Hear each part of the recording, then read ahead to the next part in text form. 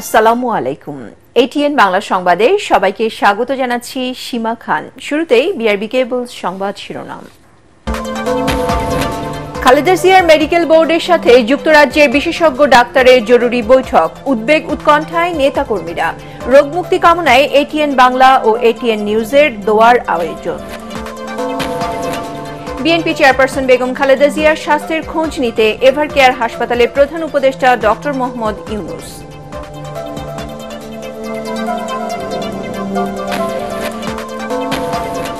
উৎসবমুখর নির্বাচন আয়োজনে সশস্ত্র বাহিনীকে যথাযথ ভূমিকা রাখার আহ্বান প্রধান উপদেষ্টার। জাতীয় স্বার্থ রক্ষায় নিজেদের উৎসর্গ করার তাগিদ।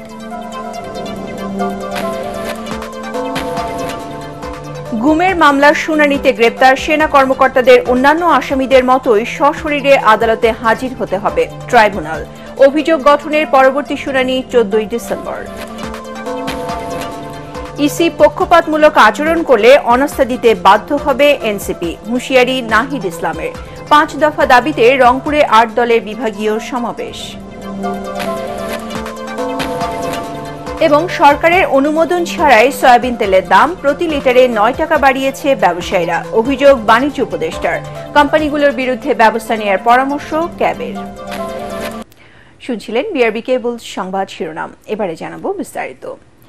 এভারকেয়ার হাসপাতালে চিকিৎসাধীন বেগম খালেদা জিয়ার মেডিকেল বোর্ডের সাথে জরুরি বৈঠক করেছে যুক্তরাজ্য থেকে আসা বিশেষজ্ঞ ডাক্তার রিচার্ড বেলি। এছাড়া চীন থেকে আরও একটি বিশেষজ্ঞ চিকিৎসক দল আজ দেশে আসছে। বেগম জিয়ার স্বাস্থ্যের সবশেষ অবস্থা নিয়ে আনুষ্ঠানিকভাবে কোনো তথ্য দেয়নি চিকিৎসকরা। এদিকে খালেদা জিয়ার নিরাপত্তার দায়িত্বে নিয়োজিত আছে স্পেশাল সিকিউরিটি ফোর্স, এসএসএফ এবং 2 প্লাটুন বিজিবি। এদিকে দলীয় প্রধানের রোগমুক্তি কামনায় ঢাকা সহ দেশব্যাপী মিলাদ দোয়ার আয়োজন করেছে বিএনপি নেতাকর্মীরা। মুশফিকুর রহমানের প্রতিবেদন। জীবন মৃত্যুর সন্ধিক্ষণে থাকা বিএনপি চেয়ারপারসন বেগম খালেদা জিয়াকে নিয়ে উদ্বেগ উৎকণ্ঠায় নেতাকর্মী সহ গোটা দেশ। নানা বাধা বিধিনিষেধের পরেও প্রতিদিন এভারকেয়ার হাসপাতালের সামনে ভিড় করছেন অসংখ্য মানুষ। এদিকে বেগম জিয়াকে চিকিৎসা দিতে তার মেডিকেল বোর্ডের সাথে যোগ দিয়েছেন যুক্তরাজ্যের বিশেষজ্ঞ ডাক্তার রিচার্ড বিলি। শারীরিক নানা পরীক্ষা নিরীক্ষার পর চিকিৎসার বিষয়ে পরবর্তী করণীয় ঠিক করবেন মেডিকেল টিম। 3 বারের সাবেক প্রধানমন্ত্রী বেগম খালেদা জিয়াকে বিশেষ গুরুত্বপূর্ণ ব্যক্তি ঘোষণার পর তার নিরাপত্তা বিধানে এভারকেয়ার হাসপাতালে দায়িত্ব পালন করছে স্পেশাল সিকিউরিটি ফোর্স এসএসএফ। বুধবার মোতায়েন করা হয়েছে 2 প্লাটুন বিজিবিও। এদিকে বেগম জিয়ার রোগমুক্তি কামনায় বিএনপির নেতাকর্মীদের আয়োজনে সারা দেশে মিলাদ মাহফিল, দান সদকা ও দোয়া অব্যাহত রয়েছে। রাজধানীর নয়াপল্টনে কেন্দ্রীয় কার্যালয়ের সামনে কৃষক দলের আয়োজনে দোয়া মাহফিলে দেশবাসীর দোয়ায় বেগম খালেদা জিয়া দ্রুত সুস্থ হয়ে আবারও দেশের অগ্রযাত্রায় নেতৃত্ব দেবেন বলে আশা প্রকাশ করেন দলের মুখপাত্র রুহুল কবির রিজভী। দেশ বিদেশের চিকিৎসকরা ছুটে আসছেন। আজকে দেশ বিদেশের বিভিন্ন রাষ্ট্রনায়করা, সরকার প্রধানরা তার সুস্থতার জন্য সেখান থেকে বার্তা দিচ্ছেন। আজকে দেশের সর্বস্তরের মানুষ, সরকার প্রত্যেকে তার সুস্থতার জন্য দাবি করছেন। নিশ্চয়ই একটি জাতির সকল মানুষ যখন আল্লাহর দরবারে মোনাজাত করে কোনো কিছুর জন্য, আল্লাহ সেটা কবুল করেন, আল্লাহ সেটা কবুল করেন। অন্যদিকে ভাসানী মিলনায়তনে দলীয় প্রধানের রোগমুক্তি কামনায় দোয়া মাহফিলে বিএনপির স্থায়ী কমিটির সদস্য ডক্টর মঈন খান বলেন, স্বৈরাচারের রক্তচক্ষু উপেক্ষা করে বেগম জিয়া জনগণের অধিকার আদায়ে সংগ্রাম করে গেছেন। তাই গোটা জাতি আজ তার জন্য উৎকণ্ঠায়। স্বৈরাচার আওয়ামী লীগ বিদায়ের পরে যখন তিনি কারামুক্ত হয়েছেন, তারপরেও তার শরীর কিন্তু ভেঙে গিয়েছিল। তার উপরে যে জুলুম, নির্যাতন, অত্যাচার, কারাগারে আমরা তাকে দেখতে গিয়েছি, তিনি কখনো ভেঙে পড়েননি। কোনো অন্যায়ের কাছে কোনোদিন তিনি মাথা নত করেন নাই। বেগম জিয়ার অসুস্থতা নিয়ে কোনো ধরনের গুজব, অপতথ্য থেকে সতর্ক থাকতে সবার প্রতি আহ্বান জানান বিএনপির সিনিয়র নেতারা। Mushfiqur Rahman, ATN Bangla, Dhaka. BNP chairperson Begum Khaleda জিয়ার স্বাস্থ্যের খোঁজ খবর নিতে এভার কেয়ার হাসপাতালে যান প্রধান উপদেষ্টা ডক্টর মোহাম্মদ ইউনূস। সন্ধ্যা 7টার পরপরই হাসপাতালে পৌঁছান তিনি। প্রায় 24 মিনিট হাসপাতালে থেকে খালেদা জিয়ার চিকিৎসার খোঁজ খবর নেন তিনি। এর আগে গত মঙ্গলবার রাতে এভার কেয়ার হাসপাতালে যান সেনাবাহিনী প্রধান জেনারেল ওয়াকারুজ্জামান, নৌবাহিনী প্রধান অ্যাডমিরাল মোহাম্মদ নাজমুল হাসান ও বিমান বাহিনী প্রধান air chief marshal Hasan Mahmud Khan. এ সময় খালেদা জিয়ার স্বাস্থ্যের খোঁজ খবর নেন তারা। একই দিনে রাতে জামায়াত ইসলামীর আমির ডাক্তার শফিকুর রহমানও এভার কেয়ার হাসপাতালে গিয়ে সাবেক এই প্রধানমন্ত্রীর স্বাস্থ্যের খোঁজ নেন।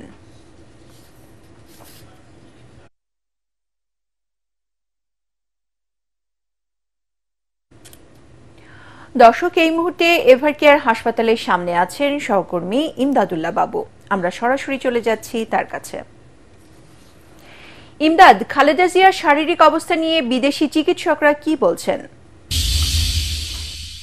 সীমা, বিদেশ থেকে যিনি এসেছেন যুক্তরাজ্যের চিকিৎসক রিচার্ড বেল, তিনি কিন্তু আমরা যতটুকু শুনতে পেরেছি, এখানে খবর পেয়েছি যে তার মেডিকেল টিম যেটি রয়েছে সেটির সাথে তারা বসেছিলেন এবং সেখানে তারা দীর্ঘ সময় খালেদা জিয়া কি চিকিৎসা পাচ্ছেন, তার ওষুধপত্র কি কি চলছে, ইনজেকশন, স্যালাইন কিংবা ডায়ালাইসিসের প্রক্রিয়া কি, এইগুলো সবকিছু বিষয় নিয়ে কিন্তু আলোচনা করেছেন।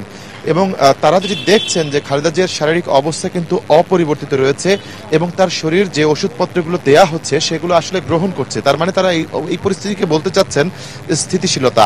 তার শারীরিক অবস্থা এখন অনেকটা স্থিতিশীল বলতে চাইছেন তারা। কিন্তু উন্নতির যে একটি বিষয় রয়েছে, যে এখন যে পরিস্থিতিটি রয়েছে সেই পরিস্থিতি থেকে আর একটু ভালো হওয়া কিংবা তার সারা শব্দ দেওয়ার যে বিষয়গুলো রয়েছে সেগুলো একটু বেড়ে যাওয়া, এরকম কোনো কিছুর খবর কিন্তু আমরা ভেতর থেকে বা বিশ্বস্ত সূত্র যেগুলো রয়েছে আমাদের তাদের কাছ থেকে পাচ্ছি না। অর্থাৎ তিনি স্থিতিশীল অবস্থায় রয়েছেন এবং তার চিকিৎসাটি চলছে। বিদেশি চিকিৎসকরা চাইছেন যে আধুনিক কোনো পদ্ধতি যেগুলো রয়েছে, আধুনিক যে চিকিৎসা ব্যবস্থা রয়েছে কিংবা ওষুধ রয়েছে সেগুলোর প্রয়োগ করবেন কিনা, এই ধরনের চিন্তা ভাবনা তারা করছেন এবং এর ফলে তার শরীরটা সেই ওষুধটা গ্রহণ করবে কিনা এবং তার অবস্থার উন্নতি হবে কিনা, এইসব নিয়ে আলোচনা চলছে। আপনাকে জানিয়ে রাখি যে এই যে বিশেষজ্ঞ যিনি এসেছেন রিচার্ড বেল, তার কাছে কিন্তু যুক্তরাজ্যেও সাবেক এই প্রধানমন্ত্রী চিকিৎসা করিয়েছিলেন এবং সেখানেও তিনি অনেকটা সুস্থ বোধ করছিলেন, যার ফলে তাকে এখানে আনা হয়েছে। এবং এখানে এসে এই বিশেষজ্ঞ কিন্তু তার সামগ্রিক যে বিষয়গুলো রয়েছে, বিশেষ করে এল্ডারলি ডিজিজ সংক্রান্ত যে বিষয়গুলো রয়েছে, অর্থাৎ বার্ধক্যজনিত রোগগুলোর যে সমাধানগুলো খুঁজে পাওয়া যায় সেইগুলোর বিষয়ে তিনি কিন্তু চিন্তা ভাবনা করছেন এবং তার যে অভিজ্ঞতা রয়েছে সেই অভিজ্ঞতা অনুযায়ী তিনি কিন্তু চিকিৎসা দিচ্ছেন। একই সাথে আপনাকে জানিয়ে রাখি, চীনের একটি বিশেষজ্ঞ দলের কিন্তু আগামীকাল সকালে ঢাকায় আসার কথা রয়েছে। তারাও কিন্তু এই মেডিকেল বোর্ডের সাথে যুক্ত হবেন এবং এই যুক্ত হয়ে সেখানে কিন্তু তারা আধুনিক ব্যবস্থা যেগুলো আছে, চিকিৎসা ব্যবস্থা, সেগুলো প্রয়োগ করার বিষয়ে চিন্তা ভাবনা করবেন। তো খালেদা জিয়াকে বিদেশে নেয়ার ব্যাপারে একটি কথাবার্তা আমরা শুনতে পাচ্ছি। যদি তার শারীরিক অবস্থার সাপোর্ট করে বিদেশে যাওয়ার জন্য, তাহলে তাকে বিদেশ নেওয়া হতে পারে, এমনটিও আমরা শুনতে পাচ্ছি। কারণ তার শরীরের অবস্থা এখন স্থিতিশীল রয়েছে, এখান থেকে একটু উন্নতি হলে তাকে বিদেশ নেওয়ার মতো একটি পরিস্থিতি তৈরি হতে পারে এবং সেটি হলে এখান থেকে আরো আধুনিক কিছু যন্ত্রপাতির মাধ্যমে তার ডায়ালাইসিসের যে প্রক্রিয়াটি রয়েছে, তার শ্বাস প্রশ্বাসের যে সংক্রমণ রয়েছে সেটি দূর করার জন্য যে প্রক্রিয়াগুলো দরকার সেগুলো পাওয়া যাবে, এমনটি আশা করছেন তার চিকিৎসকরা। যদিও এখন পর্যন্ত চিকিৎসক দলের যে প্রধান রয়েছেন ডাক্তার AZM জাহিদ হোসেন, তার পক্ষ থেকে আমরা কোনো আনুষ্ঠানিক ব্রিফিং পাইনি এবং সেজন্যই অনেকটা আমরা জাস্ট যে আমাদের যে সূত্রগুলো রয়েছে তাদের উপর নির্ভর করে এইসব তথ্য ভিতর থেকে পাচ্ছি এবং আপনার মাধ্যমে সেগুলো আমাদের দর্শকদের জানাচ্ছি। একটু আপনাকে বলে রাখি, কিছুক্ষণ আগে কিন্তু সন্ধ্যা 7:15টার দিকে 7:30টার দিকে এখানে প্রধান উপদেষ্টা এসেছিলেন এবং তিনি খালেদা জিয়ার শারীরিক অবস্থার খোঁজ খবর নিয়েছেন। তিনি সেখানে প্রায় 24 মিনিটের মতো অবস্থান করেছেন এবং ডাক্তাররা তাকে তার শারীরিক অবস্থা সম্পর্কে ব্রিফ করেছেন। আমরা যে ছবিগুলো পেয়েছি প্রধান উপদেষ্টার প্রেস উইং এর কাছ থেকে, সেখানে আমরা দেখতে পেয়েছি তারা ব্রিফও করেছেন। তাকে সার্বিক যে পরিস্থিতি রয়েছে খালেদা জিয়ার শারীরিক অবস্থা সেগুলো জানানো হয়েছে এবং এরপরেই তিনি প্রায় 24 মিনিট পর কিন্তু এই হাসপাতাল এলাকা ত্যাগ করেন। হাসপাতাল এলাকা ত্যাগ করলেও আপনি জানেন যে সাবেক এই প্রধানমন্ত্রীকে অতি জরুরি রাষ্ট্রীয় গুরুত্বপূর্ণ ব্যক্তি হিসেবে ঘোষণা করে গেজেট প্রকাশ করা হয়েছে, সেজন্য তার নিরাপত্তার জন্য SSF মোতায়েন করা হয়েছে এবং আশপাশে কিন্তু আপনি দেখতে পাচ্ছেন যারা ছিল তাদেরকে সরিয়ে দিয়েছে, শুধুমাত্র কিছু গুটি কয়েক উৎসুক জনতা এখন এখানে ভিড় করে রয়েছেন। আপনি জানেন যে খালেদা জিয়ার যে সন্তান রয়েছে তার দেশে আসার বিষয়ে একটি গুঞ্জন চলছে। তো এইসব বিষয়ে আসলে এখন পর্যন্ত কোনো পরিষ্কার তথ্য আমরা এখনো পাইনি। আশা করা হচ্ছে যে তার চিকিৎসক টিম যখন ব্রিফিং করবে এইসব বিষয়ে আমরা জানতে পারবো। সীমা, এবার কেয়ার হাসপাতালের সামনে থেকে এই ছিল আমার কাছে সব শেষ তথ্য। বিএনপি চেয়ারপারসন সাবেক প্রধানমন্ত্রী বেগম খালেদা জিয়ার সুস্থতা কামনায় বিশেষ মিলাদ ও দোয়া মাহফিল আয়োজন করে এটিএন বাংলা ও এটিএন নিউজ। এ সময় বেগম জিয়া দ্রুত সুস্থতা কামনা করা হয়। বিশেষ এই দোয়ার আয়োজনে এটিএন বাংলার বার্তা বিভাগের পরিচালক হাসান আহমেদ চৌধুরী কিরণ ও অনুষ্ঠান উপদেষ্টা তাশিক আহমেদ সহ ঊর্ধ্বতন কর্মকর্তারা অংশ নেন। এছাড়াও দোয়ায় অংশ নেন প্রতিষ্ঠানটির বার্তা ও অনুষ্ঠান বিভাগের কর্মকর্তা কর্মচারীরা। বিএনপি চেয়ারপারসন বেগম খালেদা জিয়া সুস্থ হয়ে অভিভাবক হিসেবে আবারও দেশকে যাতে নেতৃত্ব দিতে পারেন তার জন্য মহান আল্লাহর কাছে দোয়া করেন এটিএন পরিবার। সন্ধ্যা ৬টা ১৫ শুরু হওয়া এই দোয়া মাহফিল সরাসরি সম্প্রচার করে এটিএন বাংলা ও এটিএন নিউজ। আজকের আমাদের দোয়া বেগম খালেদা জিয়ার জন্য, আল্লাহ তাআলা তুমি তাকে সুস্থ করে দাও, তুমি তাকে দীর্ঘ সুস্থ জীবনে ধন্য করে দাও। এই জাতির জন্য তার বড় প্রয়োজন। আজকের এই সময়ে লক্ষ কোটি কোটি জনতা হৃদয় থেকে তাকে ভালোবাসে। আল্লাহ তাআলা কোটি কোটি জনতা যাকে ভালোবাসে তা তোমার ভালোবাসার প্রমাণ। তুমি তোমার বান্দিকে সুস্থতার নিয়ামতে ধন্য করে দাও, তুমি তাকে পূর্ণ সুস্থতা দাও। ফেব্রুয়ারির নির্বাচন ঐতিহাসিক ও উৎসব মুখর করতে সশস্ত্র বাহিনী বড় ভূমিকা রাখবে বলে আশা প্রকাশ করেছেন প্রধান উপদেষ্টা ডক্টর মোহাম্মদ ইউনূস। মিরপুর সেনানিবাসের ন্যাশনাল ডিফেন্স কোর্স ও আর্ম ফোর্সেস ওয়ার্ক কোর্সের সমাপনী অনুষ্ঠানে তিনি এ আশা প্রকাশ করেন। দেশের উন্নয়ন ও জাতীয় স্বার্থ রক্ষায় নিজেদের জ্ঞান ও প্রজ্ঞার সর্বোচ্চ প্রয়োগ নিশ্চিত করতে সশস্ত্র বাহিনীর সদস্যদের প্রতি আহ্বান জানান প্রধান উপদেষ্টা। বিস্তারিত জানাচ্ছেন একরামুল হক সায়েম। মিরপুর সেনানিবাসে ন্যাশনাল ডিফেন্স কোর্স ও আর্মড ফোর্সেস ওয়ার কোর্স সম্পন্নকারী সশস্ত্র বাহিনীর সদস্যদের হাতে সনদ তুলে দেন প্রধান উপদেষ্টা ডক্টর মোহাম্মদ ইউনূস। এবছর ৯৬ জন কর্মকর্তা কোর্সে অংশ নেন। এর মধ্যে সামরিক বেসামরিক কর্মকর্তা ছাড়াও ভ্রাতৃপ্রতিম ১৮ দেশের সদস্য রয়েছেন। সফলভাবে কোর্স সম্পন্নকারীদের অভিনন্দন জানান প্রধান উপদেষ্টা। The National Defense College was established with a clear vision to cultivate leaders who can navigate the complex and ever-evolving geopolitical landscape. In an era where the economic center of gravity is shifting towards Asia, Bangladesh occupies a strategic position that offers immense opportunities. আশা করেন বছরব্যাপী নিষ্ঠা ও অধ্যাবসায়ের মাধ্যমে অর্জিত জ্ঞান ও অভিজ্ঞতা জাতীয় উন্নয়ন, নীতি প্রণয়ন এবং কৌশলগত সিদ্ধান্ত গ্রহণে কার্যকর ভূমিকা রাখবে। Your continuous efforts during national crises such as natural disasters, political unrest, and pandemics demonstrate your readiness to respond and your unwavering dedication to the well-being of our citizens. এ সময় আগামী জাতীয় সংসদ নির্বাচন আয়োজনে সশস্ত্র বাহিনীর সদস্যদের সঠিক ভূমিকার গুরুত্ব তুলে ধরেন প্রধান উপদেষ্টা। Still, we'll have to play a very historical role very soon in our national election and referendum in February, coming February, to make it not only a historical landmark, also a peaceful and festive. Make it a festive occasion for all voters who turn out to vote, and the nation will remember with pride. They really had a historical occasion to turn the country around. Doctor Yunus আশা করেন অতীতের মতো আগামীতেও national defence course ও armed forces war course Bangladesh ও ভ্রাতৃপ্রতিম দেশগুলোর মধ্যে বন্ধুত্ব ও সহযোগিতার বন্ধন আরও সুদৃঢ় করবে। একরামুল হক সায়েম, এটিএন বাংলা, ঢাকা। গুমের মামলার শুনানিতে গ্রেপ্তার সেনা কর্মকর্তাদের অন্যান্য আসামিদের মতোই সশরীরে হাজির হতে হবে। শুনানিতে ভার্চুয়ালি যুক্ত হতে তাদের আবেদন খারিজ করে দিয়েছে বিচারপতি গোলাম মর্তুজা মজুমদারের নেতৃত্বে ৩ সদস্যের আন্তর্জাতিক অপরাধ ট্রাইব্যুনাল ১। গুমের পর র্যাবের টিএফআই সেলে ১৪ জনকে নির্যাতনের ঘটনায় শেখ হাসিনা সহ ১৭ আসামির বিরুদ্ধে ৪টি অভিযোগ এনেছে রাষ্ট্রপক্ষ। অভিযোগ থেকে অব্যাহতি চেয়ে আসামি পক্ষের আবেদনের শুনানির জন্য ১৪ ডিসেম্বর দিন ঠিক করেছেন ট্রাইব্যুনাল। আরও জানাচ্ছেন হুমায়ুন চিস্তি। শেখ হাসিনা সরকারের গত ১.৫ দশকের শাসনামলে বিরোধী দলের নেতাকর্মী সহ বিভিন্ন ব্যক্তিকে গুমের পর র্যাবের টিএফআই সেলে নির্যাতনের ঘটনায় মানবতাবিরোধী অপরাধের মামলার বিচার চলছে আন্তর্জাতিক অপরাধ ট্রাইব্যুনালে। এই মামলায় ক্ষমতাচ্যুত প্রধানমন্ত্রী শেখ হাসিনা ও 11 জন সেনা কর্মকর্তা সহ আসামি 17 জন। এর মধ্যে গ্রেফতার থাকা 10 সেনা কর্মকর্তাকে সকালে ট্রাইব্যুনালে হাজির করা হয়। অভিযুক্ত 4 জন ব্রিগেডিয়ার জেনারেল, 4 জন কর্নেল এবং 2 জন লেফটেন্যান্ট কর্নেলের উপস্থিতিতে অভিযোগ গঠনের শুনানি শেষ করেন চিফ প্রসিকিউটর। শুনানিতে টিএফআই সেলে গুম ও নির্মম নির্যাতনের ঘটনা তুলে ধরেন তিনি। এই বন্দিশালায় দুটো ডেডিকেটেড টর্চার রুম ছিল, যেগুলো সাউন্ড প্রুফ ছিল। সেখানে নানান ধরনের টর্চার ম্যাটেরিয়াল দিয়ে সাজানো ছিল।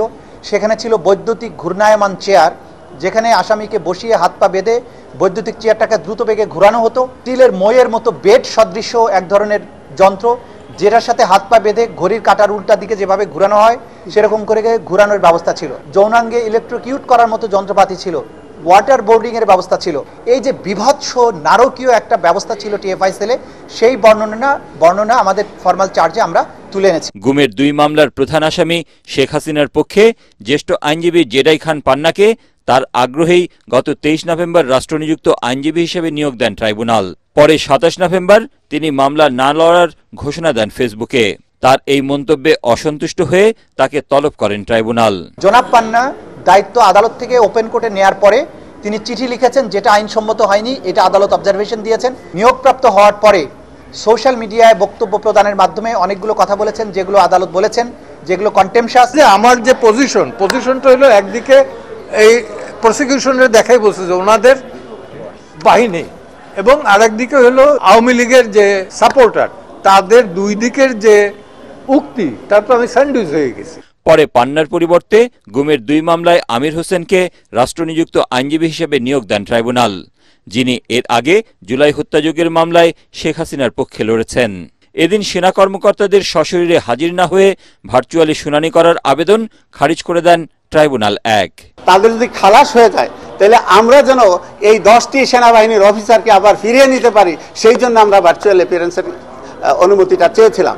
এই পিটিশনের শুনানির সময় আমরা লক্ষ্য করেছি যে আসামি পক্ষের আইনজীবীরা সেনাবাহিনীর সাথে এই বিচারকে মুখোমুখি করার একটা প্রচেষ্টা আমরা লক্ষ্য করেছি। এই হাইপ তোলার চেষ্টা করা, যারা রাষ্ট্রের জন্য অনেক কিছু করে, সুতরাং তাদেরকে একটা স্পেশাল প্রিভিলেজ দিতে হবে, সেই প্রার্থনা আদালত নামঞ্জুর করেছেন। আগামী 14 ডিসেম্বর অভিযোগ গঠন থেকে অব্যাহতি চেয়ে আসামি পক্ষের শুনানি হবে। হুমায়ুন চিস্তি, এটিএন বাংলা, ঢাকা। তফসিলের আগেই নির্বাচন স্থগিত চেয়ে হাইকোর্টে রিট আবেদন করেছে বাংলাদেশ কংগ্রেস। নির্বাহী বিভাগ থেকে নির্বাচন কমিশনের সচিব, রিটার্নিং কর্মকর্তা ও সহকারী রিটার্নিং কর্মকর্তা নিয়োগ অবৈধ ঘোষণা এবং নির্বাচন কমিশন সার্ভিস গঠনে কার্যকর পদক্ষেপ গ্রহণের নির্দেশনা চাওয়া হয়েছে রিটে। সেই সাথে রিটে রুলের নিষ্পত্তি না হওয়া পর্যন্ত আগামী জাতীয় সংসদ নির্বাচন স্থগিত চাওয়া হয়েছে। বাংলাদেশ কংগ্রেসের পক্ষে দলের মহাসচিব ইয়ারুল ইসলাম এই রিট করেন।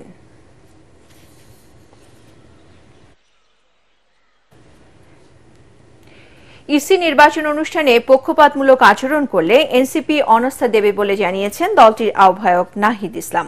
বলেন, রাজনৈতিক স্থিতিশীলতা বিবেচনায় নিয়ে নির্বাচনের তফসিল ঘোষণা করতে হবে। আগারগাঁওয়ে নির্বাচন ভবনের সিইসির সাথে সাক্ষাৎ করে দলে নিবন্ধন সনদ নেয়ার পর সাংবাদিকদের তিনি এসব কথা বলেন। নির্বাচনকে সামনে রেখে সম্প্রতি দেশব্যাপী ডিসি এসপি বদলিতে রাজনৈতিক প্রভাব থাকতে পারে বলেও মন্তব্য করেন তিনি। বিস্তারিত জানাচ্ছেন সৈয়দ রিয়াজ। গণভোট, তফসিল, নির্বাচনী প্রতীক এবং দলের নিবন্ধন সনদ গ্রহণের বিষয়ে প্রধান নির্বাচন কমিশনার এএমএম নাসির উদ্দিনের সাথে সাক্ষাৎ করেন জাতীয় নাগরিক পার্টি এনসিপির একটি প্রতিনিধি দল। সাক্ষাৎ শেষে দলটির আহ্বায়ক ও মুখ্য সমন্বয়ক সাংবাদিকদের সাথে কথা বলেন। আদালতকে ব্যবহার করে একটি দল কয়েকটি ছোট দলকে সাথে নিয়ে সরকারের সংস্কার কাজকে ব্যাহত করার ষড়যন্ত্রে মেতেছে বলে অভিযোগ করেন তারা। কোর্ট পাড়া গুন্ডাতন্ত্র চলছে এবং সেখানে কোর্টের গাড়ে বন্দুক রেখে নির্বাচন কমিশনকে একটি বাধ্য করার ষড়যন্ত্র চলছে, যে ছোট ছোট যে পার্টিগুলো রয়েছে সেগুলোকে পকেটস্থ করা, বহুদলীয় যে গণতন্ত্র রয়েছে সেটাকে হত্যা করার। আমরা বাংলাদেশে গণতন্ত্র প্রক্রিয়াকে এগিয়ে নিতে চাই, বহুদলীয় গণতন্ত্রে আমরা সুস্পষ্ট করতে চাই এবং শত শত ফুল আমরা ফুটতে দিতে চাই, আমরা একটি ফুলকে চাই না। প্রত্যেক দলের স্ব প্রতীকে নির্বাচন করার বিধানকে স্বাগত জানিয়ে এনসিপির আহ্বায়ক নাহিদ ইসলাম বলেন, নির্বাচনে কালো টাকার দৌরাত্ম্য নিয়ন্ত্রণের পাশাপাশি লেভেল প্লেইং ফিল্ড নিশ্চিত করা জরুরি। বিদ্যমান যে রাজনৈতিক পরিস্থিতি, সেই পরিস্থিতি বিবেচনায় রেখেই তারা যাতে তফসিলের ঘোষণাটি দেয়। যথাযথ পরিবেশে সুষ্ঠু একটা নির্বাচন যাতে হতে পারে সেটা আমাদের প্রত্যাশা থাকবে। সেক্ষেত্রে আমরা সর্বাত্মকভাবে সহযোগিতা করব। তবে যদি নির্বাচন কমিশনের আমরা দেখি যে তারা পক্ষপাতিত্বমূলক আচরণ করতেছে, আমরা বিভিন্ন সময় দেখেছি, এর আগে আমরা বলেছি সুস্পষ্টভাবে, এটা যদি তারা ভবিষ্যতে করে সেক্ষেত্রে নির্বাচন কমিশনের প্রতি আমরা সম্পূর্ণ অনাস্থা দিতে বাধ্য হব এবং তাদের বিরুদ্ধে কিন্তু আমাদের তখন কঠোর ব্যবস্থা নিতে হবে। এদিকে ত্রয়োদশ জাতীয় সংসদ নির্বাচন উপলক্ষে সাংবাদিকদের এক প্রশিক্ষণ কর্মশালায় নির্বাচন কমিশনার অবসরপ্রাপ্ত ব্রিগেডিয়ার জেনারেল আবুল ফজল মোহাম্মদ সানাউল্লাহ বলেন, দেশ কোন দিকে যাচ্ছে তা নির্ভর করছে আগামী নির্বাচনের উপর। আগামীতে আমরা কি ধরনের দেশ দেখতে চাই, আমাদের গণতান্ত্রিক পথযাত্রা কেমন হবে, তার একটা tone setting, course setting event হতে যাচ্ছে ফেব্রুয়ারি 2026-এর নির্বাচন। এ সময় তিনি আরো বলেন, দেশ ও জনগণের স্বার্থে আগামীতে একটি ভালো নির্বাচনের কোনো বিকল্প নেই। সৈয়দ রিয়াজ, এটিএন বাংলা, ঢাকা। গুন্ডামি ও কালো টাকার দৌরাত্ম্যের মাধ্যমে জাগ্রত জনতাকে থামানো যাবে না বলে মন্তব্য করেছেন ইসলামী আন্দোলনের আমির মুফতি সৈয়দ মোহাম্মদ রেজাউল করিম। এ দেশকে নিয়ে যারা ছিনিমিনি খেলতে চায়, টাকা বিদেশে পাচার ও মায়ের কোল খালি করতে চায়, তাদের উৎখাত করে ইসলামের বিজয় নিশ্চিত করা হবে বলেও জানান তিনি।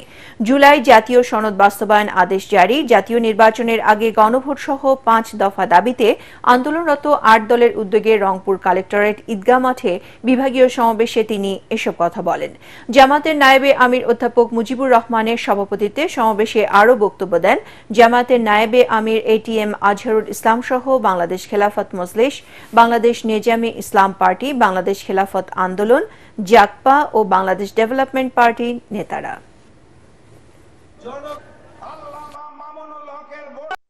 এদেশ আমার, এদেশে জন্মগ্রহণ করেছে আমি। এদেশকে নিয়ে যারা ছিনিমিনি করতে চায়, এদেশের টাকা যারা বিদেশে পাচার করতে চায়, যারা মায়ের কোল সন্তান হারা করতে চায়, আপনাদেরকে বারবার বলছি, আগের মতো গুন্ডামির মাধ্যমে এবং কালো টাকার দৌরাত্ম্যের মাধ্যমে আজকের জাগ্রত জনতাকে থামানো যাবে না। তোমাদের উদ্ধার করবে এবং আল্লাহর রহমতে ইসলাম বিজয় হবে। সরকারের অনুমোদন ছাড়াই সয়াবিন তেলের দাম প্রতি লিটারে 9 টাকা বাড়িয়েছে রিফাইনারি কোম্পানিগুলো। একে আইনের লঙ্ঘন বলছেন বাণিজ্য উপদেষ্টা শেখ বশিরউদ্দিন আহমেদ। কোম্পানিগুলোর বিরুদ্ধে ব্যবস্থা নেওয়ার হুঁশিয়ারি দেন তিনি। এদিকে তেলের বাড়তি দামে ভোক্তাদের উপর চাপ আরও বাড়বে বলে মনে করছেন ক্যাবের সভাপতি AHM শফিকুজ্জামান। বেআইনি কাজের জন্য কোম্পানিগুলোর বিরুদ্ধে ব্যবস্থা নেওয়ার পরামর্শ তার। রিপোর্টে জানাচ্ছেন মাহবুব কবির চপল। সয়াবিন তেলের দাম বাড়াতে গত 10 নভেম্বর সরকারকে চিঠি দেয় Bangladesh vegetable oil refiners and Vanaspati manufacturers association.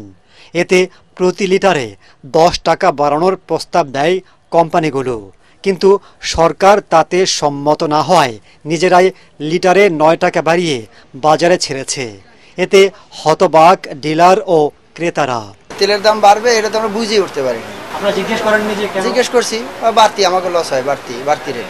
আমাদের ইনকাম তো আর বাড়ে নাই, অথচ সরকার এদিকে কোনো নজর না দিয়ে তার জিনিসের বিভিন্ন তার দাম বাড়াচ্ছে ধাপে ধাপে। বাণিজ্য উপদেষ্টা বলছেন, সয়াবিন তেলের দাম বাড়ানোর বিষয়ে কিছুই জানে না সরকার। আপনাদের সম্মতি নিয়েছে কিনা? না, আমাদের কোনো সম্মতি নেই। যে কর্মকাণ্ডটা ওনারা করেছেন এর কোনো আইনগত ভিত্তি নেই। ব্যবসায়ীরা এত পাওয়ারফুল হয়ে গেল, মন্ত্রণালয়কে পাশ কাটিয়ে তেলের দাম বাড়িয়ে বাজারে দাম বাড়ছে। একটু ব্যবসায়ীদেরকে প্রশ্ন করেন। আমরা আমাদের পদক্ষেপগুলো তো নিব, আমরা তো আলোচনায় বসছি। এটা তো মানে মার্কেটে যে তরল নিয়ে যুদ্ধ করার জিনিস না। উপদেষ্টা অতীতেও বলেছেন পদক্ষেপ নেবেন। না, আমরা করেছি। আপনি কি দেখেননি পদক্ষেপ আমাদের? বাজারে যে দাম বাড়িয়েছিল এবং যেটার সাথে আমরা একমত পোষণ করি নেই, দাম তো বাড়েনি। এই সরকারের থেকে কি ব্যবসাটা বেশি পাওয়ারফুল হয়ে গেল? ওনারা দেখেন, আপনার এই ধরনের প্রশ্নের মানে উত্তেজক এবং ধারণাপ্রসূত প্রশ্ন। বিশ্ববাজারে ভোজ্য তেলের দাম কমলেও বাংলাদেশে ঠিক তার উল্টো, ইচ্ছে মতো দাম বাড়িয়ে দিয়েছে কোম্পানিগুলো। এর ফলে বছর শেষে ভোক্তাদের উপর চাপ আরও বাড়বে বলে মনে করা হচ্ছে।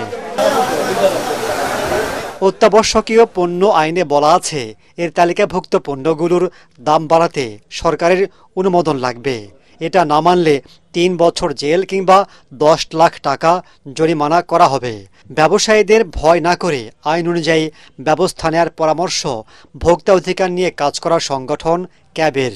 আইনে তো অনেকগুলোই বিষয় আছে, তাতে রিফাইনারি বন্ধ করে দেওয়ার মতো এখানে সুযোগ আছে, কম্পিটিশন কমিশন আছে, এবং এখানে যেটা মজুতদারি যে আইন আছে, এই ক্ষেত্রে যেটা আছে ভোক্তা অধিকার আইন, কম্পিটিশন কমিশন আইন, ইভেন যদি কেউ হোর্ডিং করে যেটা মাঝে মাঝে দাম বাড়ানো হয়, সেখানে স্পেশাল পাওয়ার একটা ব্যবস্থা আছে। আমরা সেই আইনের প্রয়োগটা দেখতে চাই। অনুমোদন ছাড়া সয়াবিন তেলের দাম বাড়ানোর কারণ জানতে কোম্পানিগুলোর প্রতিনিধিদের ফোন করা হলেও তারা রিসিভ করেননি। মাহবুব কবির, চপল, এটিএন বাংলা, ঢাকা। এখন দেখবেন সালাম স্টিল ভোটের গাড়ি।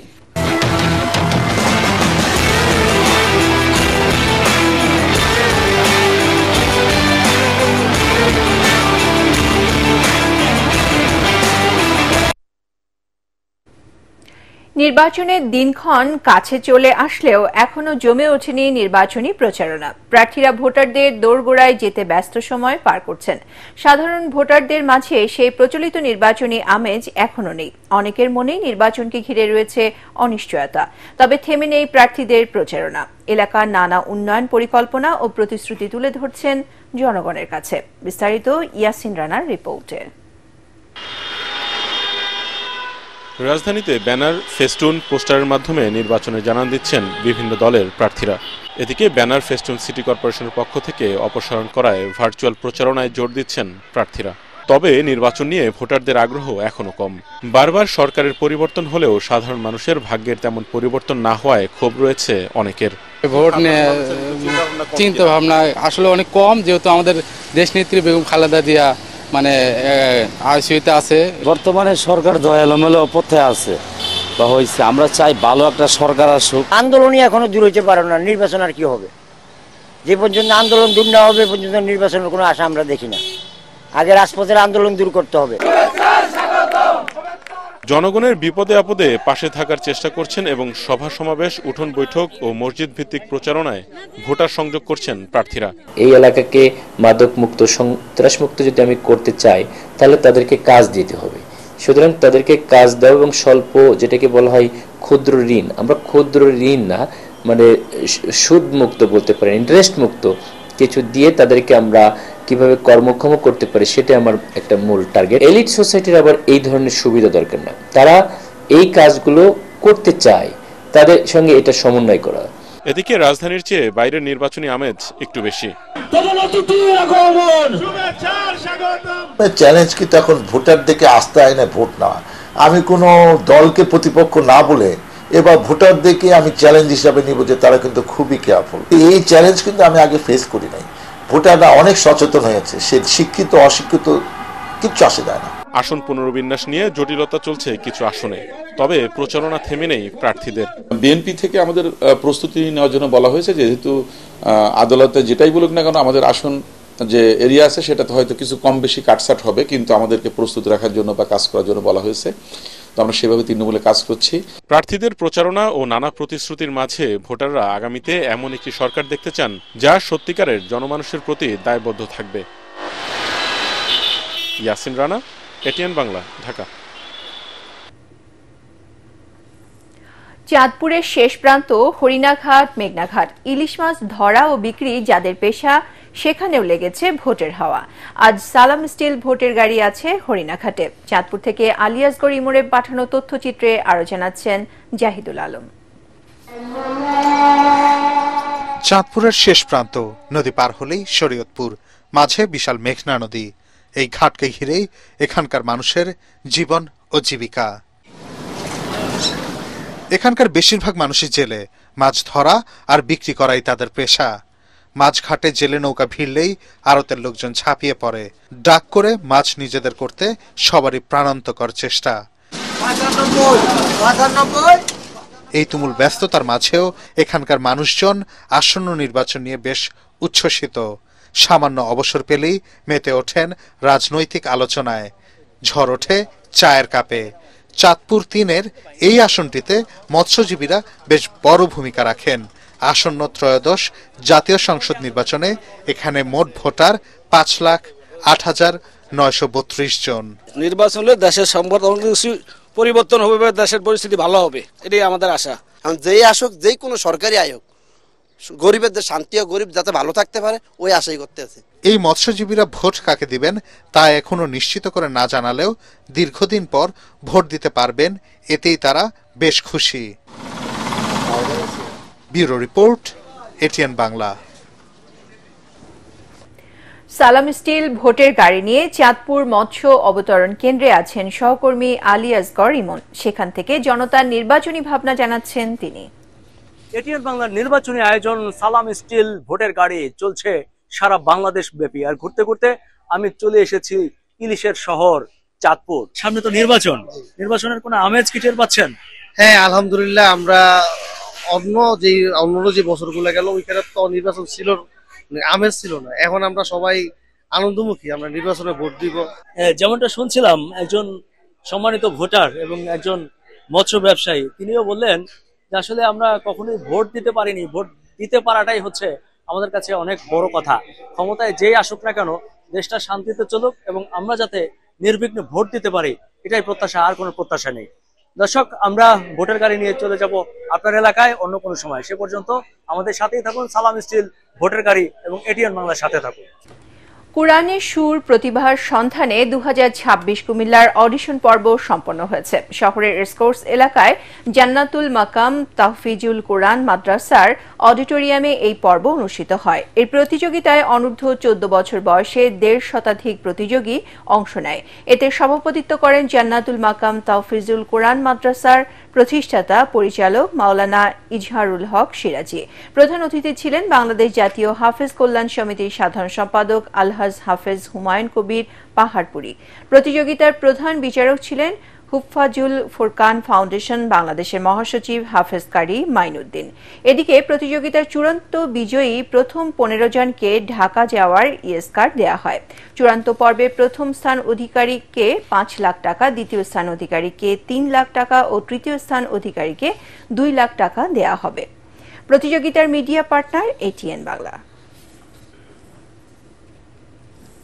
দেশের স্বাধীনতার সার্বভৌমত্ব, গণতন্ত্রের প্রশ্নে বেগম খালেদা জিয়া কখনো আপোষ করেননি বলে মন্তব্য করেছেন ঢাকা মহানগর উত্তর বিএনপির সাবেক আহ্বায়ক ও ঢাকা 12 আসনে ধানের শীষের প্রার্থী সাইফুল আলম নীরব।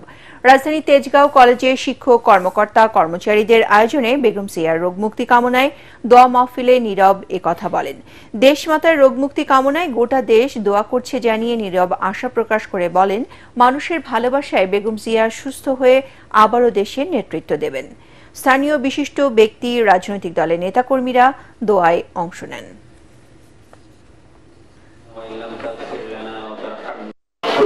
সরকারের গোলাম শেখ হাসিনা তার ক্যাঙ্গারু কোর্টের মাধ্যমে সাজা দিয়ে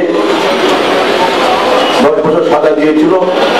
সে সাজা তিনি কারাবরণ করেছিলেন, 6 বছর তিনি কারাবরণ করেছিলেন। তিনি সুস্থ অবস্থায় তিনি কারাগারে গিয়েছিলেন। এখানকার নেত্রী বেগম খালেদা জিয়া আজকে অসুস্থ। তিনি বাংলাদেশের সবচেয়ে জনপ্রিয় নেত্রী। এবারে পূবালী ব্যাংক বাণিজ্য সংবাদ।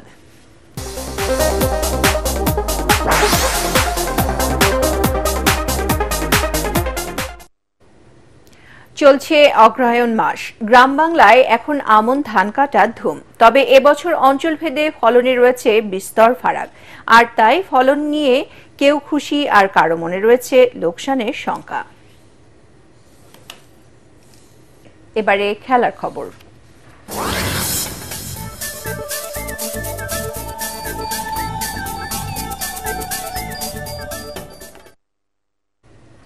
আয়ারল্যান্ডের বিপক্ষে টি-20 সিরিজ জেতায় আইসিসি র্যাঙ্কিংয়ে উন্নতি হয়েছে বাংলাদেশের ক্রিকেটারদের। সাপ্তাহিক হালনাগাদ র্যাঙ্কিংয়ে বড় লাভ দিয়েছে ওপেনার পারভেজ হোসেন ইমন। 3 ম্যাচের সিরিজে 77 রান করে 21 ধাপ লাভ দিয়ে 38তম স্থানে উঠে এসেছেন। 2 ইনিংসে ব্যাট করে 89 রান করা তাওহিদ হৃদয় 5 ধাপ এগিয়ে 43তম স্থানে এসেছেন। আর বোলারদের র্যাঙ্কিংয়ে 2 ধাপ এগিয়ে 8ম স্থানে আছেন মুস্তাফিজুর রহমান।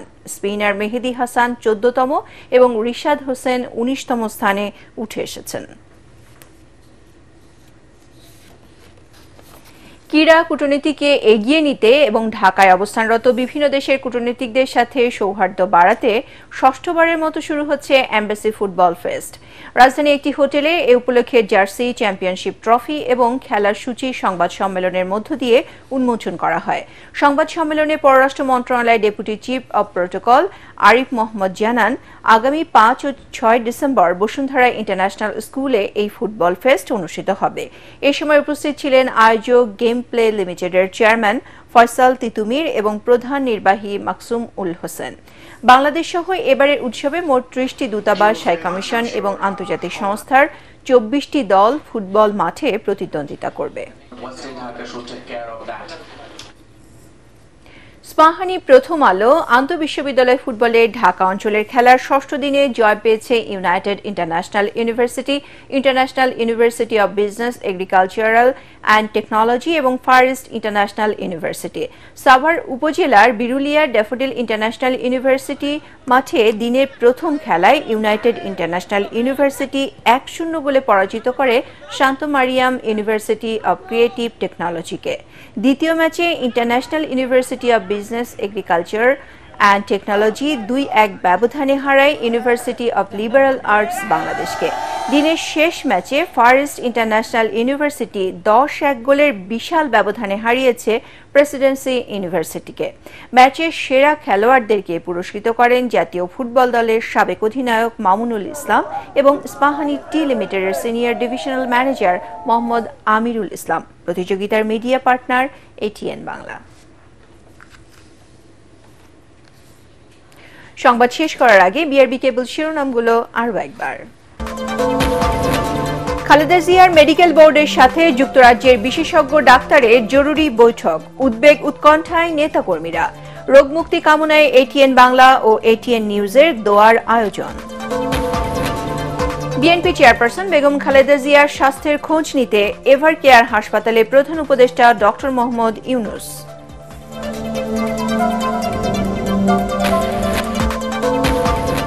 উৎসবমুখর নির্বাচন আয়োজনের সশস্ত্র বাহিনীকে যথাযথ ভূমিকা রাখার আহ্বান প্রধান উপদেষ্টার। জাতীয় স্বার্থ রক্ষায় নিজেদের উৎসর্গ করার তাগিদ। গুমের মামলার শুনানিতে গ্রেপ্তার সেনা কর্মকর্তাদের অন্যান্য আসামিদের মতোই সশরীরে আদালতে হাজির হতে হবে ট্রাইব্যুনাল। অভিযোগ গঠনের পরবর্তী শুনানি 14 ডিসেম্বর। ইসি পক্ষপাতমূলক আচরণ করলে অনাস্থা দিতে বাধ্য হবে এনসিপি, হুঁশিয়ারি নাহিদ ইসলামের। 5 দফা দাবিতে রংপুরে 8 দলের বিভাগীয় সমাবেশ। এবং সরকারের অনুমোদন ছাড়াই সয়াবিন তেলের দাম প্রতি লিটারে 9 টাকা বাড়িয়েছে ব্যবসায়ীরা। অভিযোগ বাণিজ্য উপদেষ্টার। কোম্পানিগুলোর বিরুদ্ধে ব্যবস্থা নেওয়ার পরামর্শ ক্যাবের। পরবর্তী সংবাদ দেখার আমন্ত্রণ জানিয়ে এখনকার মতো শেষ করছি। এটিএন বাংলা সংবাদ ইউটিউবে দেখতে ব্রাউজ করুন youtube/ATN বাংলা নিউজ। ধন্যবাদ সবাইকে।